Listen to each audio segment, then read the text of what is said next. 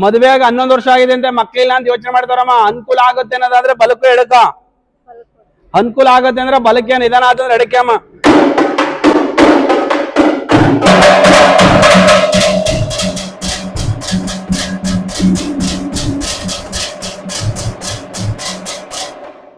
Hundred percent ಆಗತ್ತೆ ಹೋಗಿ.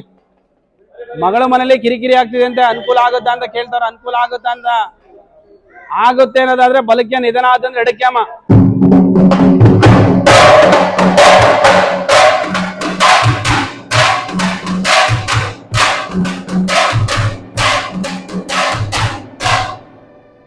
ಆಗತ್ತೆ ಹೋಗಿ. ಹೋಗಿ ಹೋಗಿ ಹೋಗಿ ಬೇಗ.